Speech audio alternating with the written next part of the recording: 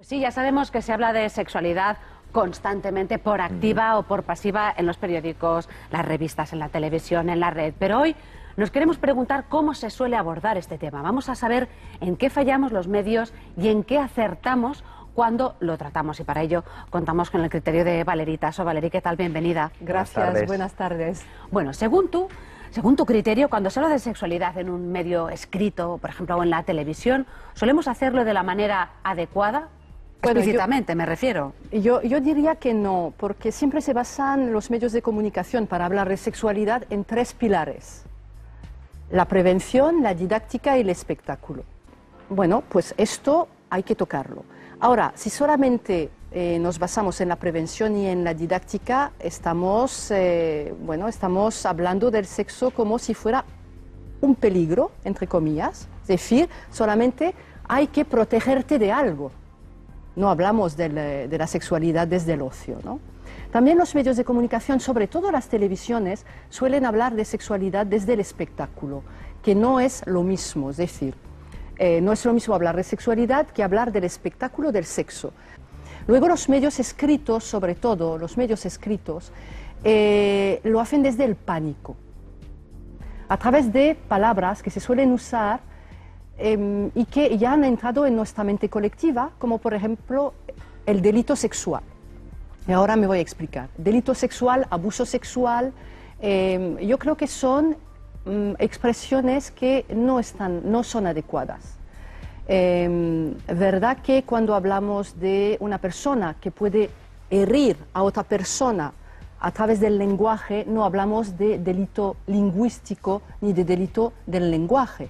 Hablamos de calumnia, hablamos de otro tipo de... No tenemos al lenguaje como objeto del delito en sí.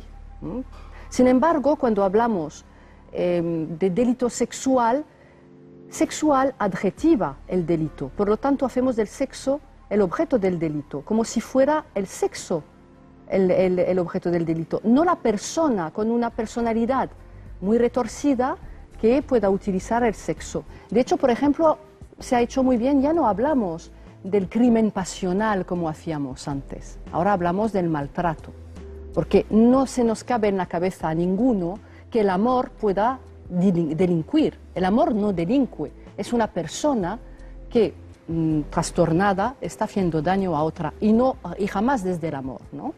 ¿Nos equivocamos los medios de comunicación en el tipo de prevención que hacemos?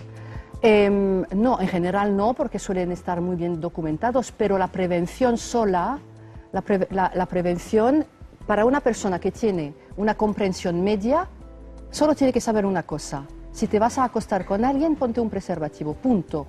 Yo no sé por qué se está recreando en el pánico permanentemente, es decir, no hay más. Los medios tenemos que informar de ello y no lo hacemos como tendría que ser.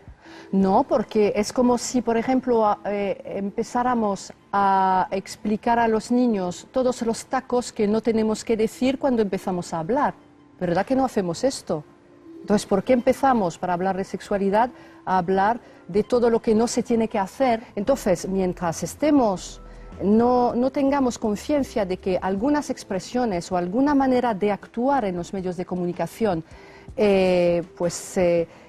no cambien, lo único que estamos haciendo es una educación desde la prohibición, no desde los placeres. ¿Cómo deberíamos abordar entonces, Valerie? Pues tendríamos que abordar la sexualidad desde la educación de los placeres, no desde la privación. Yo creo que realmente es más peligroso el no adiestrarnos para una sexualidad desde los placeres que desde la privación, porque entonces lo que vamos a hacer es perder nuestro lado muy humano.